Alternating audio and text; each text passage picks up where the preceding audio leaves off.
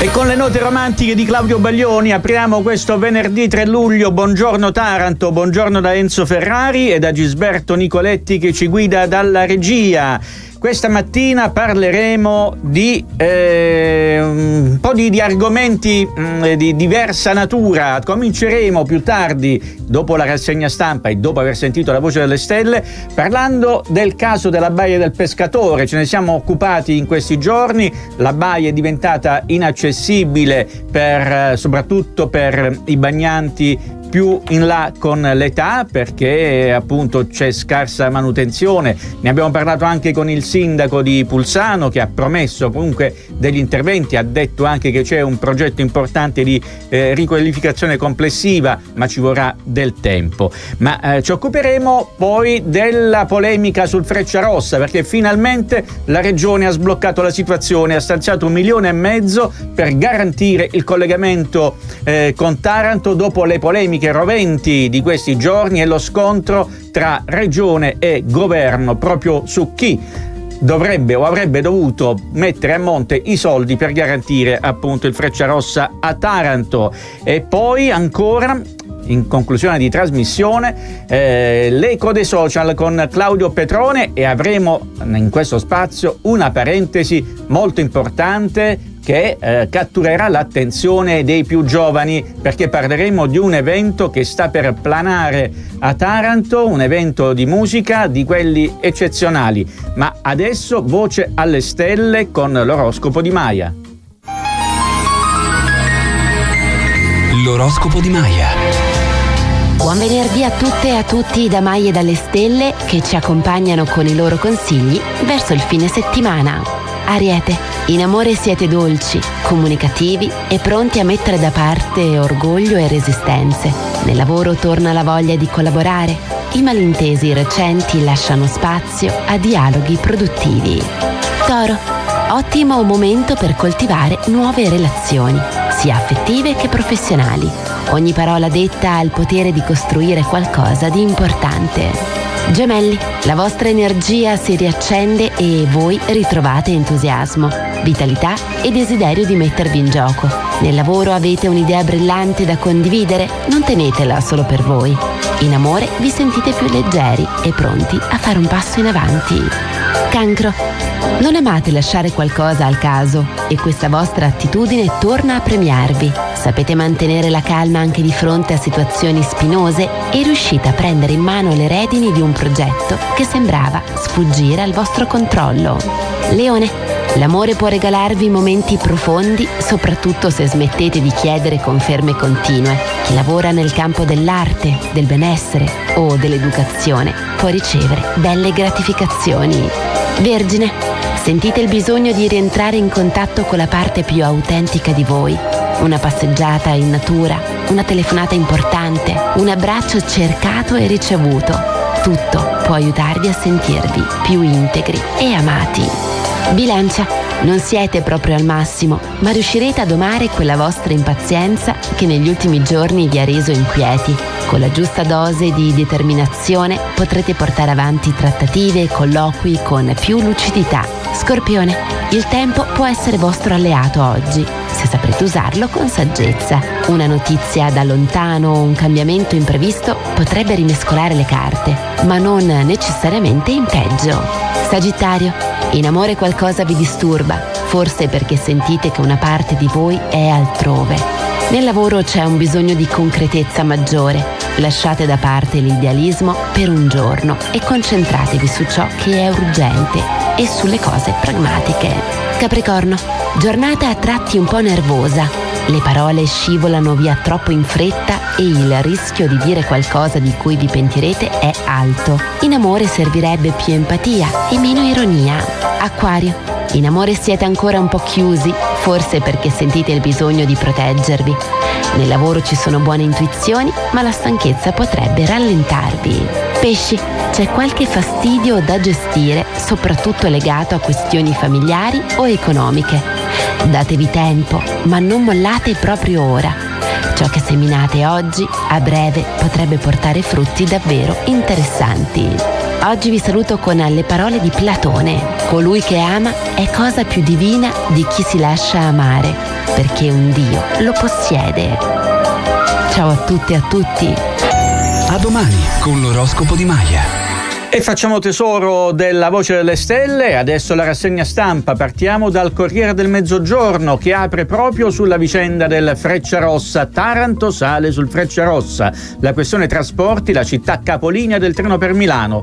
Per la giunta, quella regionale, avrebbe dovuto pagare il governo. La regione ci ripensa e sborsa 1,5 milioni, ma è polemica con il ministero. E allora leggiamo la sintesi di questo articolo d'apertura. Taranto sarà capolinea del Frecciarossa per Milano. Gli ultimi dubbi sono stati sciolti dopo una lunga serie di polemiche e soprattutto dopo la decisione della regione di intervenire con oltre 1,5 milioni di euro per finanziare il collegamento con Metaponto. La giunta in realtà sosteneva che le risorse fossero a carico del governo, ma alla fine ha deciso di pagare. Il senatore della Lega Roberto Marti parla di polemica artificiosa nei confronti del ministro dei trasporti Matteo Salvini. Ricordiamo che c'era stato appunto questo scambio di battute con il presidente De Caro, che appunto aveva accusato il governo e in particolare il ministero di non volersi assumere l'onere dei costi del passaggio del Frecciarossa da Taranto.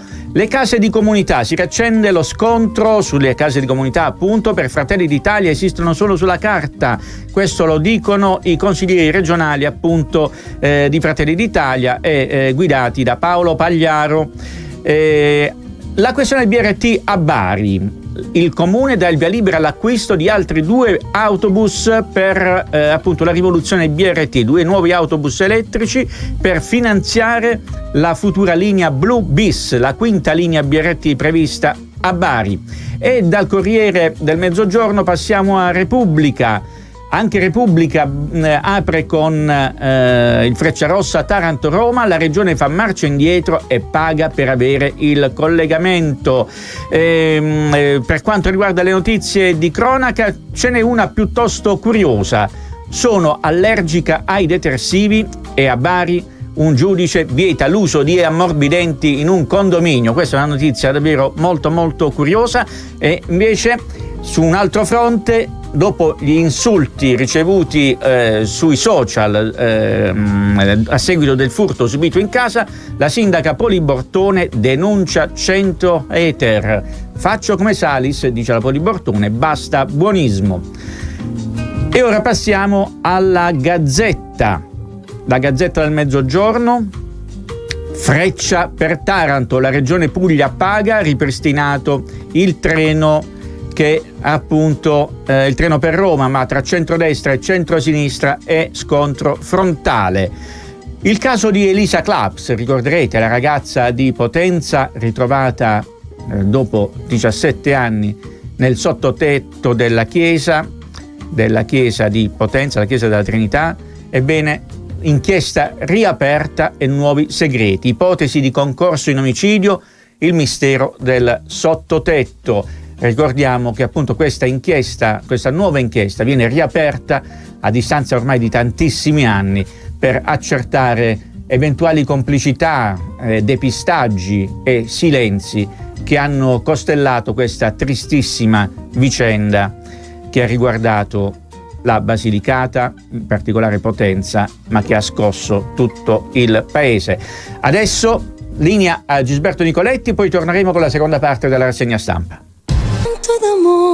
Canto d'amore, ma apriamo la nostra seconda parte della rassegna stampa con l'edicola che apre con la Poli Bortone che porta tutti davanti al giudice dopo il furto in casa, lo avevamo già detto in precedenza, e gli insulti ricevuti via social. La sindaca ha deciso di denunciare tutti gli odiatori seriali che l'hanno appunto offesa sui social, ma anche l'edicola in prima pagina parla del Frecciarossa Roma-Taranto. Il treno Frecciarossa appunto riparte con i soldi della regione, perso il braccio di ferro del governatore col Ministero dei Trasporti e Ferrovie, costerà alla comunità 1.600.000 euro l'anno, un servizio che dovrebbe essere garantito dallo Stato. Piemontese parla di ricatto, Piemontese l'assessore ai trasporti della regione. Una notizia leggera, parliamo di musica. Ricordo che Più tardi parleremo qui di musica con un evento davvero straordinario. Però torniamo alla rassegna stampa, quindi sulla prima pagina dell'edicola, Dito nella piaga sul palco del Locus ad Alberobello, quindi una delle rivelazioni della musica italiana sarà ospite al Locus Festival ad Alberobello.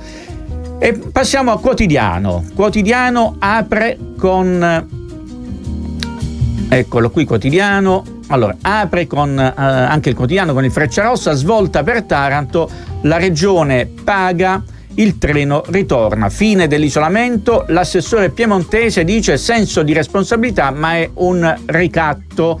E a proposito di trasporti, c'è la notizia, era già emersa nelle scorse settimane, ma un cargo per la Turchia.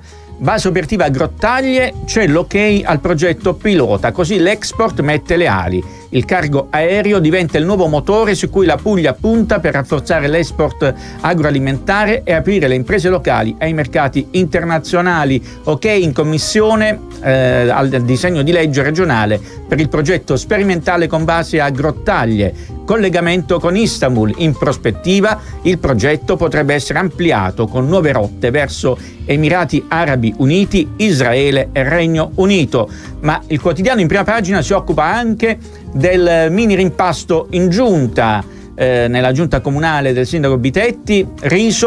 Luana Riso, il nuovo assessore, 2 deleghe, cioè quella al patrimonio e quella ai servizi demografici, ma ci sono tensioni nel PD. Filippetti media senso di responsabilità. I grandi eventi, il caos navette, mea culpa di Chima, ora non si può più sbagliare. Ieri abbiamo dato ampia informazione nei nostri spazi giornalistici di informazione. C'è stata la riunione in Commissione Garanzia e Controllo con i vertici di Chima Mobilità dopo il disservizio del Medimex. E altra notizia importante, Giochi del Mediterraneo, spunta l'ostacolo, idrocarburi in Mar Piccolo ma niente stop alle gare, materiale oleoso a 1 metro di profondità, lavori sospesi ma c'è il piano B. Si tratta dei lavori per realizzare il centro nautico sul Mar Piccolo, uno degli impianti più importanti per i Giochi del Mediterraneo. Lo scavo è stato immediatamente sospeso e recintato, i lavori proseguiranno con un piano alternativo, si continuerà a lavorare dalla sede del circolo ufficiali della Marina Militare. L'inchiesta sul traffico di migranti, per tutti scena muta davanti al GIP. Hanno iniziati gli interrogatori, ricordiamo ci sono stati 29 arresti. E allora adesso ancora linea al nostro Gisberto Nicoletti in regia e poi avremo il nostro primo collegamento. Parleremo di Pulsano, in particolare della Baia del Pescatore.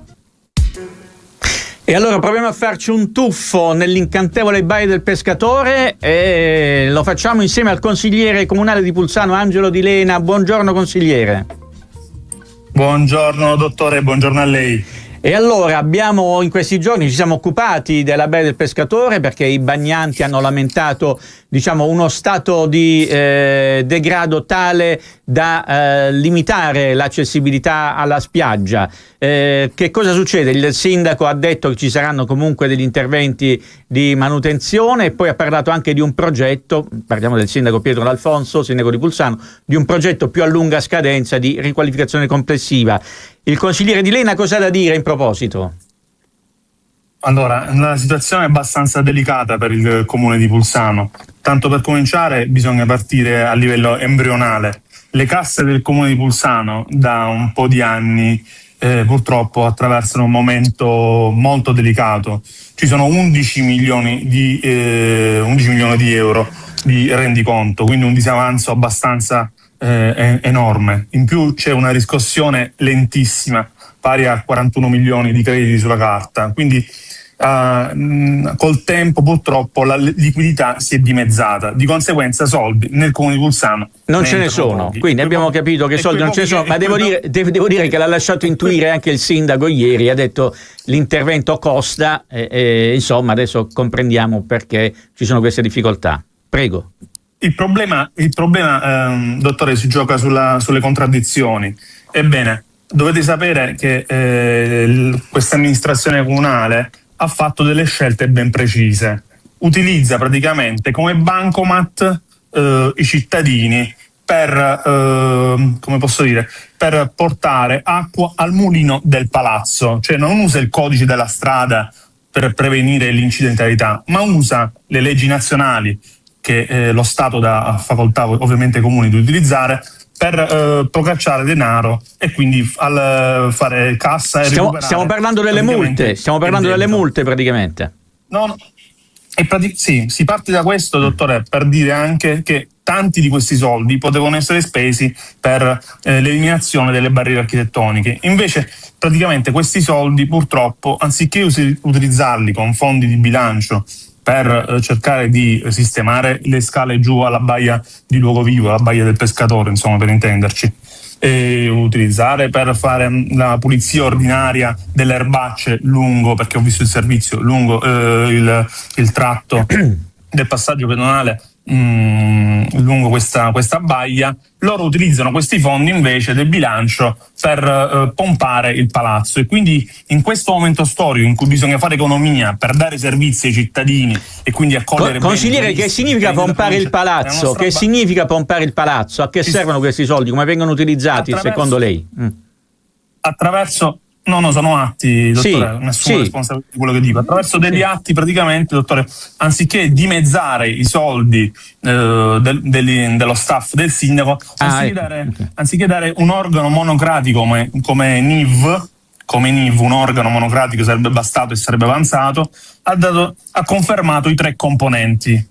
Quindi ha conformato 3 componenti e quindi i controllori li ha nominati lui. Quindi diciamo che è un'amministrazione che se la canta e se la suona, perché i controllori sono fiduciari del sindaco, la legge lo consente ovviamente e lui ovviamente ne ha approfittato. Il problema è che poteva scegliere di nominarne solo uno, invece ne ha nominato 3. In un predissesto come quello di Pulsano, dove c'è un disavanzo di 11 milioni di euro, si poteva fare economia in questa maniera e quindi dare maggiori servizi ai cittadini che vanno a farsi il bagno, per esempio, alla baia del Pescatore. E in più ha confermato gli incarichi dirigenziali di alta qualificazione, e quindi oltre allo stipendio questi funzionari prendono dalle 5.000 alle 18.000 euro, perché la norma questo prevede. Poi ovviamente bisogna vedere i contratti specifici per ciascuno, attraverso delle ordinanze fatte a sua discrezionalità con i punteggi che il NIV assegna, quindi incarichi dirigenziali di alta qualificazione, che non erano proprio obbligatori in questo momento storico a Pulsano. Con una situazione economica e finanziaria di questa maniera servono scelte di responsabilità. E quindi a suo avviso sono state fatte scelte che non vanno nella direzione dei servizi al cittadino. Credo che sia questa la lettura del suo punto di vista rispetto alle scelte fatte dall'amministrazione. Consigliere... Non solo, dottore, ma le questioni, ci sono dei regolamenti consigliari che sono obsoleti. Addirittura un cittadino che sta sulla carrozzina, che purtroppo ha problemi di deambulazione, non si chiede uno stallo sotto casa per il parente che lo porta in giro, deve aspettare 2 mesi, 3 mesi, 4 mesi. Ma questo penso che sia un problema non esclusivo del comune di Pulsano. Consigliere, dobbiamo chiudere perché abbiamo incombe Gisberto Nicoletti dalla regia. Ci promettiamo di approfondire questi argomenti che lei ha sollevato. Va bene? Dottore, io la ringrazio. Grazie a lei. In sintesi dico che ho sollevato tutti questi problemi sempre con un'ottica di programmazione e di accoglienza del turismo. Perfetto, torneremo a parlarne.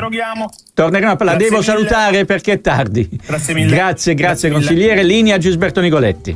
E torniamo a parlare del Frecciarossa e dei collegamenti da e per Taranto. Lo facciamo con il segretario di Casa Artigiani Stefano Castronuovo. Gisberto Nicoletti, attendo un cenno. Ci siamo? Sì. Buongiorno Stefano Castronuovo.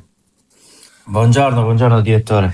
E allora, proprio ieri pomeriggio avevate fatto, anzi ieri mattina, un documento nel quale appunto denunciavate la situazione di isolamento della città. Ha portato bene, perché poi la regione si è destata e ha deciso di mettere sul tavolo 1,5 milioni per garantire il passaggio del Frecciarossa da Taranto. Però il problema complessivo della difficoltà di collegamenti da e per la città resta, al di là del Frecciarossa.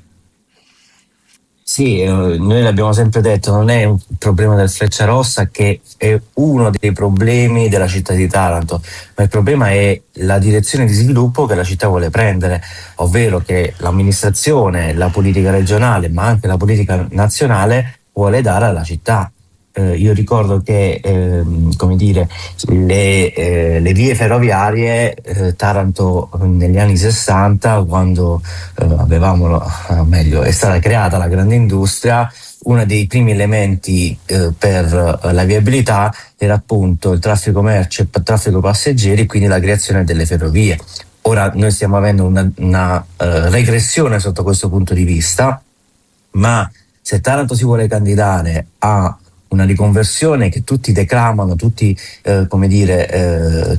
chiedono, tutti pubblicizzano, c'è bisogno che ci sia una riconversione economica attraverso anche quelli che sono le strutture infrastrutturali, strade, autostrade, treni e aeroporto, altrimenti sono tutte quelle che ci diciamo. A proposito di aeroporto, c'è questa notizia che riguarda appunto l'aeroporto di Grottaglie, da utilizzare come scalo cargo per l'agroalimentare, in particolare attraverso un collegamento con Istanbul, dal quale partono, da Istanbul poi partono traffici per tutto il mondo praticamente. Vi piace questa soluzione?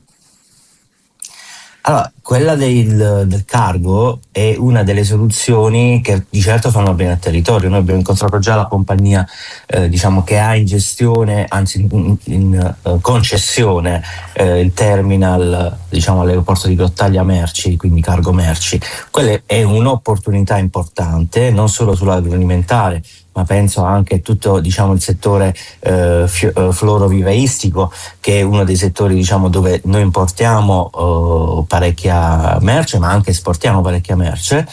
Quello è uno dei settori che va valorizzato. A questo però ricordo che dobbiamo aggiungere quello che è il traffico passeggeri. Ci sono imprese o settori che hanno bisogno della movimentazione merce veloce, ma se non ci facciamo conoscere, penso anche al settore turistico, è inutile che noi declariamo che Taranto ha una vocazione turistica se poi non abbiamo i mezzi per far raggiungere i turisti di tutto il mondo facilmente la città. Castronovo, un'ultima domanda prima di chiudere questo collegamento. Il porto, che dovrebbe essere una delle chiavi di volta della nostra riconversione economica, a che punto siamo?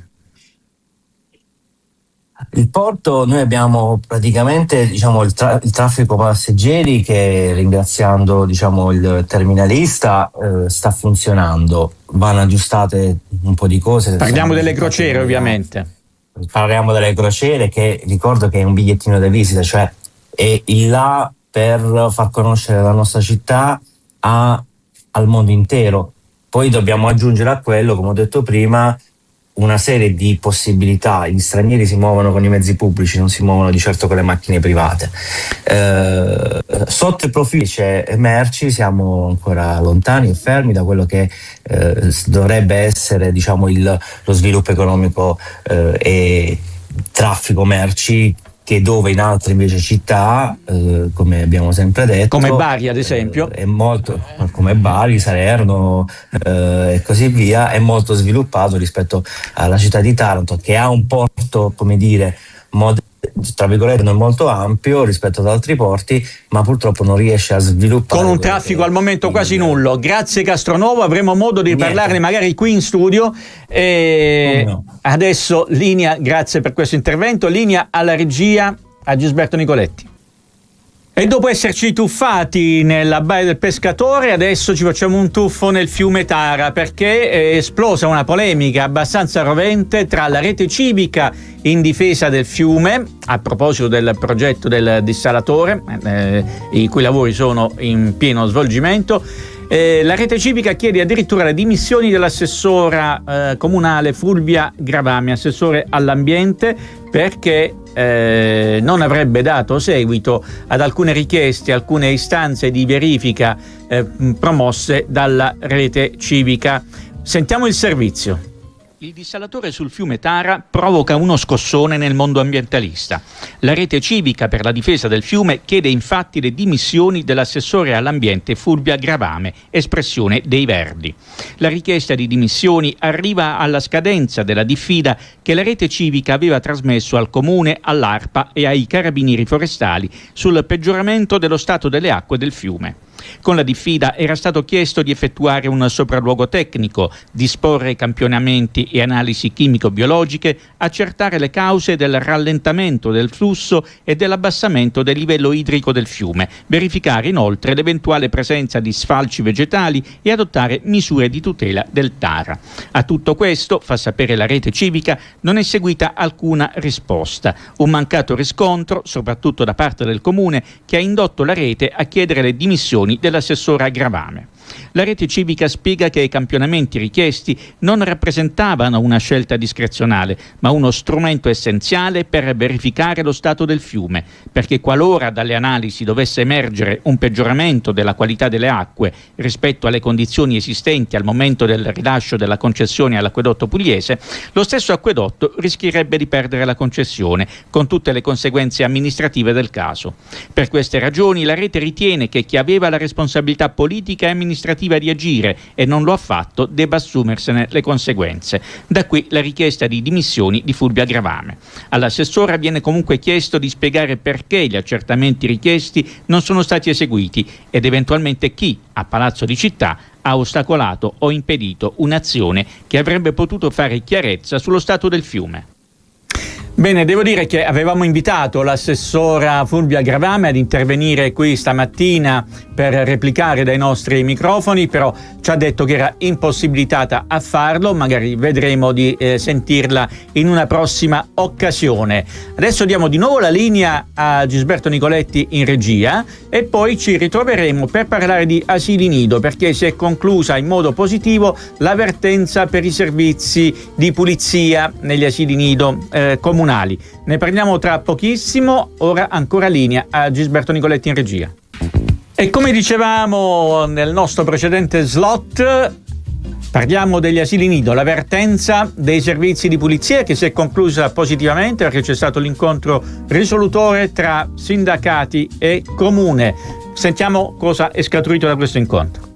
Il confronto tra le organizzazioni sindacali Filcams CGIL Taranto e Fisascat CISL Taranto Brindisi e l'assessore alla pubblica istruzione del comune di Taranto Maria Lucia Simeone ha generato un primo, anche se timido, passo in avanti. Il riferimento è alla situazione in cui versano le lavoratrici che si occupano dei servizi di pulizia e ausiliariato all'interno degli asili nido del comune di Taranto, che fino ad ora vedevano del tutto sospesa la loro attività lavorativa, quindi anche lo stipendio, nei mesi estivi, momento in cui l'attività didattica si interrompe per la pausa estiva.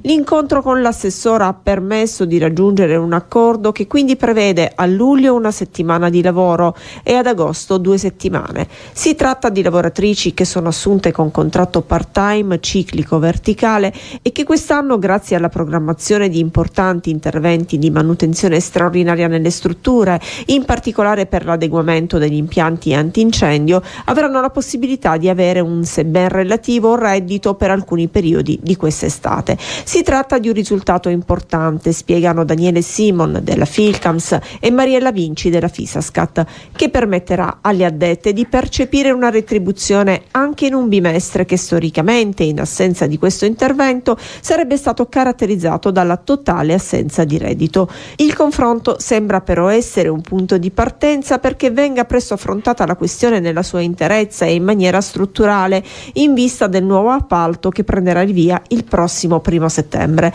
Tra le questioni da gestire, la revisione dei parametri contrattuali per ottimizzare l'organizzazione del lavoro alla luce dei pensionamenti e delle cessazioni registrate negli ultimi anni. Sul tavolo c'è già una prima ipotesi concreta, l'incremento dell'orario settimanale che passerebbe dalle attuali 21 ore alle 22 ore con la possibilità di revisione monte ore contrattuale individuale in caso di fuoriuscite per pensionamento. Previsto un nuovo incontro tra i sindacati e l'assessore al ramo prima di settembre, mirato a sviscerare ed affrontare i diversi aspetti della vertenza e con l'obiettivo di fissare punti fermi per le lavoratrici. E a questo punto Gisberto Nicoletti mi impone di dare spazio alla musica, e allora via con la musica, Gisberto. Ed ora ci avviciniamo alla seconda e ultima parte della nostra trasmissione, ma lo facciamo parlando di una cerimonia di premiazione che c'è stata ieri a Palazzo di Città, che riguarda una squadra di giovanissimi saliti sul tetto d'Europa per la loro bravura nell'hip hop. Vediamo il servizio, Gisberto.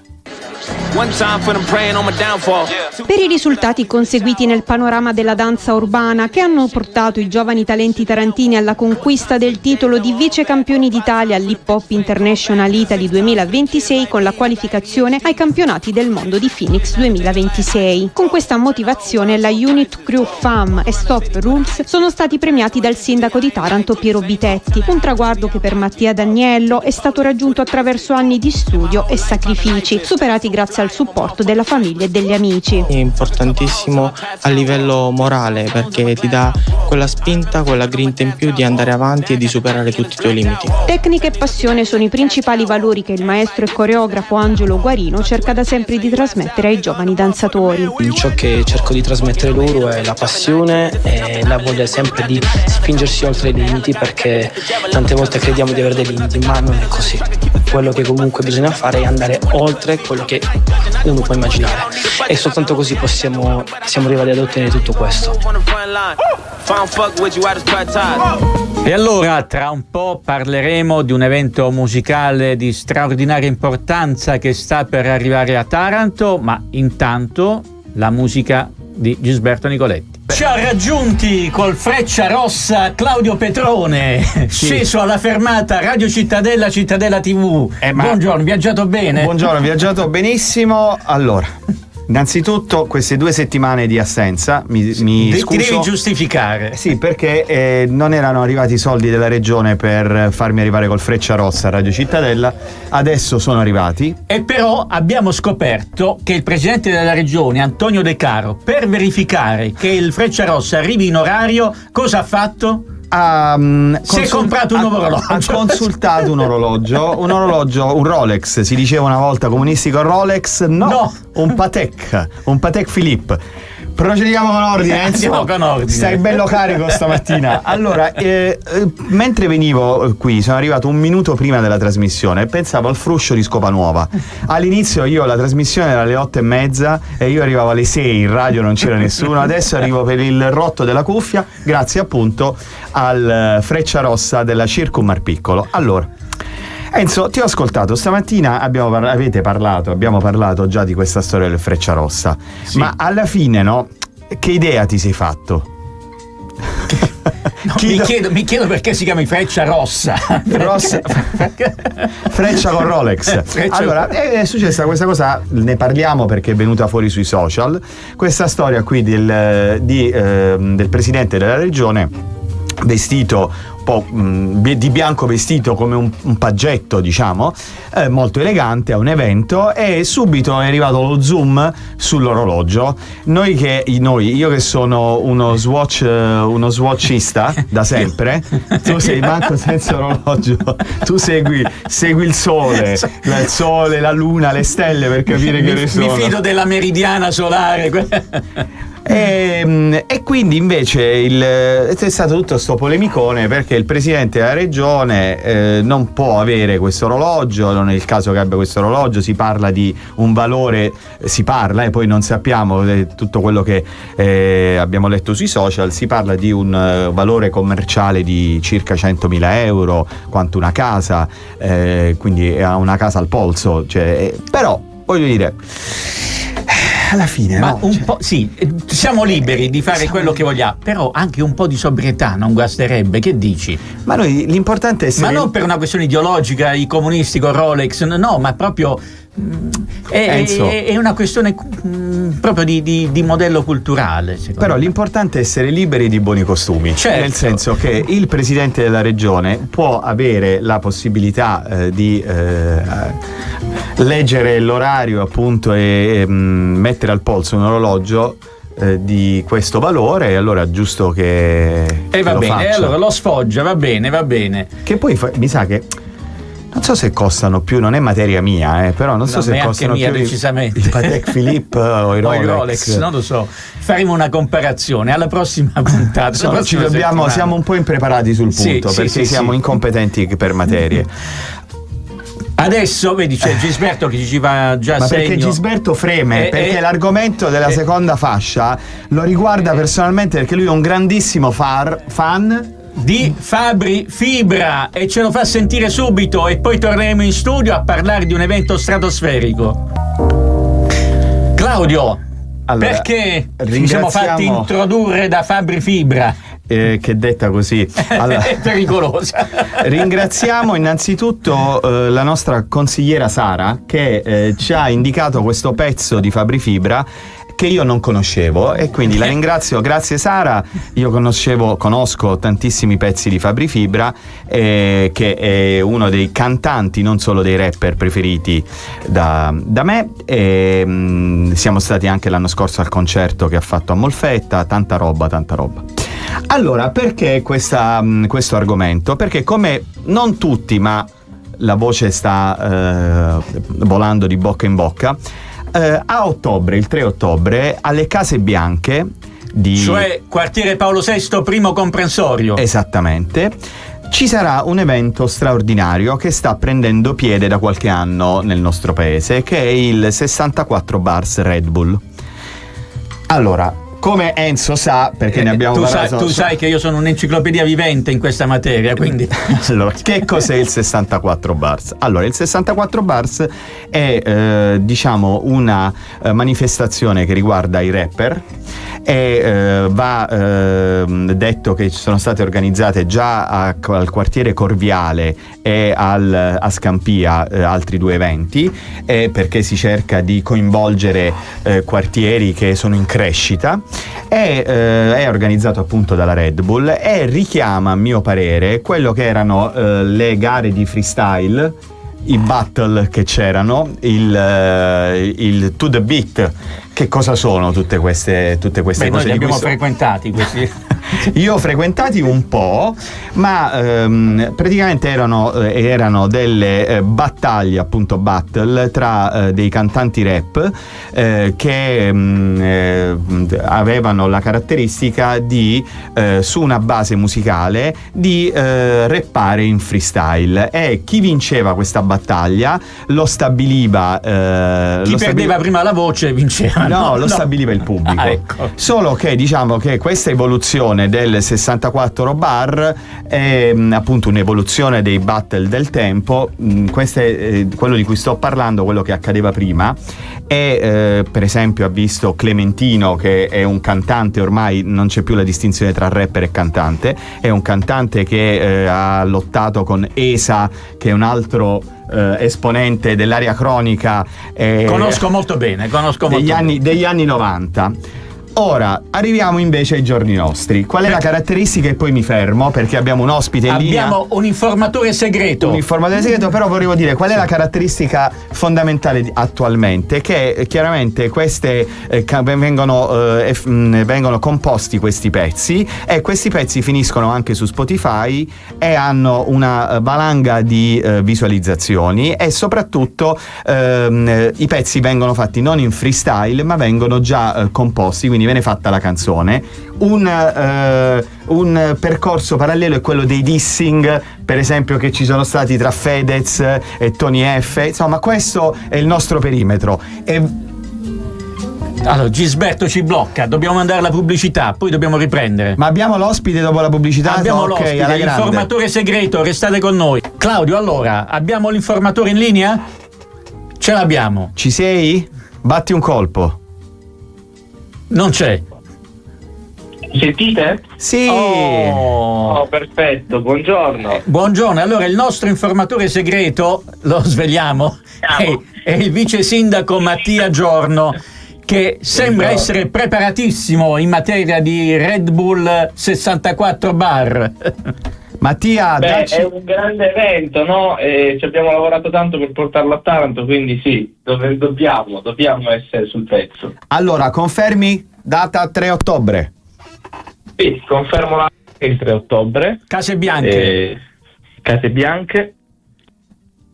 Location. Chi? Ma sappiamo già. No, è su chi ancora non possiamo. Vabbè, ci sarà un bel parterre di rapper che arriverà, nazionali e anche qualcosa di nazionale della storia della musica rap. Mattia, sto godendo, mentre mi dici questo sto godendo, perché ci sarà qualche nome degli anni 90, diciamo, della mia epoca. Sì. Noi abbiamo aperto questo siparietto con Fabri Fibra, può essere un indizio? No, ma direttore, anche se ci prova non ci riesce. Lo vado a prendere io a Senigallia, Fabri. Lo portiamo qui col Frecciarossa. Siamo in radio, siamo amici e l'avvocato Petrone mi ha chiamato ieri sera per dirmi domani ci sei. Ieri sera, mentre mi ha chiamato, io ero a cena con Kid Yugi. Diciamo Mattia, agli anziani, chi è Kid Yugi? Possiamo dirlo, è un grandissimo rap di Massafra emergente, è tra i più importanti nomi emergenti in Italia dei giovani, è stato già tra i primi posti anche delle classifiche Spotify, è un ragazzo di Massafra straordinario, nel senso che ha una preparazione incredibile, è un ragazzo che ha studiato lettere all'università, non ha finito il percorso di laurea, ma si vede insomma che è una persona che arricchisce le sue canzoni e i suoi testi, ma in generale un qualsiasi discorso si intraprenda con lui in questo senso, quindi è un'eccellenza della nostra terra, e quindi per me è stato vabbè, ho capito, Mattia, ok, ma di che cosa avete parlato ieri a cena? Di tanti eventi che vogliamo fare e vogliamo realizzare. Dici qualcosa, dai, dici qualcosa, scuppa. E se no che ti abbiamo svegliato a fare, scusa. Ma io gliel'ho detto, guarda che non ti posso dire niente. Lui mi ha detto vieni lo stesso in radio, io ci vengo in radio. Vabbè, una cosettina. Ma a breve, insomma, piano piano inizieranno a essere svelati nomi. Diciamo che tra Giochi del Mediterraneo e Red Bull la nostra città non si stanca. Va bene, ok, non facciamo propaganda, vogliamo avere notizie, Mattia. Allora, questo 64 bars. Così. No, aspetta, siamo nelle condizioni di poter dare le notizie, io torno a Radio Cittadella. Questo sarà sicuramente lo faremo, perché saremo sul pezzo, però vorremmo sapere qualche indicazione. Quindi il 64 bars 3 ottobre, ma sarà il 3 ottobre, ci saranno le prove un paio di giorni. Esatto. Di che giorno è il 3 ottobre? Di che viene il 3 ottobre? Credo di venerdì. Aspetta che verifichiamo. 3 ottobre venerdì. No, è sabato. È sabato, ecco, perfetto. Invece un paio di giorni prima alle Case Bianche ci sarà sempre nella zona del concerto le prove. Esatto. Quindi, questo si inizierà a movimentare tutto dalla fine di settembre. Sono stati venduti praticamente quasi tutti i biglietti, che prevedono una capienza massima di circa 5.000 persone, forse qualcosina in più, ma dove si acquistano i biglietti? Diamo queste informazioni importanti. Red Bull ha pubblicato sui suoi canali social, quindi soprattutto su Instagram lo trovate con più facilità, il link per poter fare l'acquisto dei biglietti. Non so dirvi se in questo momento ci sia ancora la disponibilità d'acquisto di alcuni biglietti, sicuramente ne usciranno altri nel corso dell'estate, perché loro fanno una vendita scaglionata a blocchi, ma praticamente la stragrande maggioranza dei biglietti è già andata in venduta. Senti, tra l'altro mi hanno detto, questo è un dato che possiamo dare, che questa è la quinta edizione, rispetto agli altre 4 Taranto è stata quella che è andata in sold out delle prime tranche di biglietti messi in vendita più velocemente anche rispetto a Napoli e a Corviale. Ok, quindi Kid Yugi, che credo che sia il primo a propagandare questo evento, sta facendo anche un ottimo lavoro dal punto di vista appunto delle presenze del 64 Bars. Ma come nasce l'idea di Taranto? Nasce da un contatto avuto con Red Bull qualche mese fa, dal quale chi mi conosce sa come sono fatto. Ho iniziato a metterli in croce, facciamo qualcosa, poi loro hanno prospettato la possibilità di fare questo evento qui da noi a Taranto. Ovviamente a me hanno brillato gli occhi, perché portare tra i più grandi rapper in questo momento ai ragazzi di Taranto è un'opportunità grandiosa, e farlo in un quartiere della città periferico, popolare, quindi dare anche a chi abita. Che è successo? Gisberto, abbiamo perso Mattia Giorno. C'è? Noi non lo sentiamo, non lo sentiamo più, però. Eccoci. Ecco, vai, dicevi Mattia? Dicevo, portare questi cantanti in mezzo alle case bianche e quindi dare anche a quei ragazzi, no, l'opportunità di vivere un momento straordinario. A me, quando Red Bull mi ha dato questa disponibilità, hanno brillato gli occhi e quindi poi ci siamo messi al lavoro. Stiamo ancora lavorando, verranno a fare dei sopralluoghi ulteriori 20 e 30 luglio. Dopodiché ad agosto c'è una piccola pausa legata ai Giochi del Mediterraneo e da settembre si parte a bomba. Va bene. Vi daremo anche altre informazioni, perché a me farebbe piacere coinvolgere i ragazzi del territorio, soprattutto i ragazzi che fanno freestyle, quindi stiamo valutando la possibilità anche di fare qualcosa con loro prima, proprio per lasciare un segno tangibile alla città del passaggio di Red Bull e di questa grande iniziativa. Anche perché c'è una scena rap che si sta sviluppando vorticosamente anche a Taranto.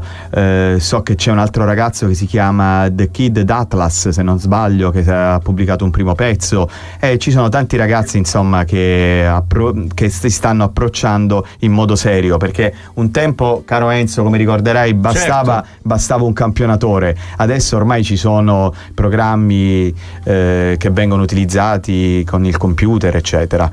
Bene Mattia, queste sono bellissime notizie. Quindi abbiamo Giochi del Mediterraneo, Red Bull Bars, e il 3 settembre si chiudono i Giochi del Mediterraneo. Un mese dopo, il 3 ottobre, abbiamo questo grande evento al quartiere Paolo VI, alle Case Bianche, primo comprensorio. Approfittiamo della presenza del vice sindaco. Che succede a Natale? Che cosa avete organizzato per Natale? Bello, una cosa alla volta, fammi passare i Giochi del Mediterraneo prima. No, come va con i Giochi del Mediterraneo? Approfittiamo.